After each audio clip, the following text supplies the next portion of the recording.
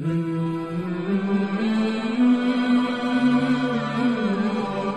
سیدنا عبداللہ بن عباس رضی اللہ تعالی عنہ فرماتے ہیں میں نے معاویہ سے زیادہ حکومت کے لیے مناسب خلفائے راشدین کے بعد کوئی نہیں دیکھا۔ نبی پاک صلی اللہ علیہ وسلم نے فرمایا یا اللہ معاویہ کا جو حصہ میرے جسم سے لگا اسے علم اور حلم سے بھر دے۔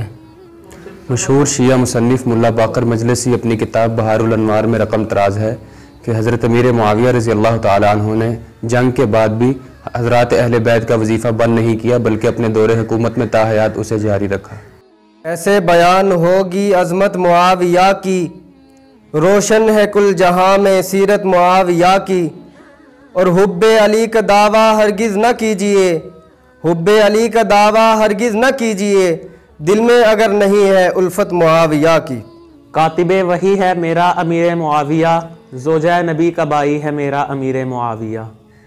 امام احمد رضا خان بریلوی فرماتے ہیں جو حضرت معاویہ رضی اللہ تعالیٰ عنہ کو گالی دے وہ جہنم کے کتوں میں سے ایک کتا ہے۔ اے امیر شام تیری عظمت کو سلام۔ کاتب قرآن ہے معاویہ معاویہ، سنیوں کی جان ہے معاویہ معاویہ۔ حضرت امیر معاویہ وہ صحابی رسول ہیں جن کو خال المسلمین بھی کہا جاتا ہے۔ حضرت امیر معاویہ رضی اللہ تعالی عنہ کو کاتب وحی ہونے کا شرف حاصل ہوا ہے۔ حضرت امیر معاویہ رضی اللہ تعالی عنہ وہ صحابی رسول ہے جنہوں نے 64,65,000 مربع میل پر اسلام کا پرچم بلند کیا۔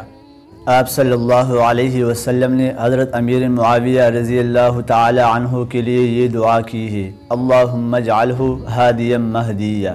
حضرت حسن رضی اللہ تعالی عنہ نے جن کے ہاتھ پر بیعت کی وہ حضرت سیدنا امیر معاویہ رضی اللہ تعالی عنہ ہیں۔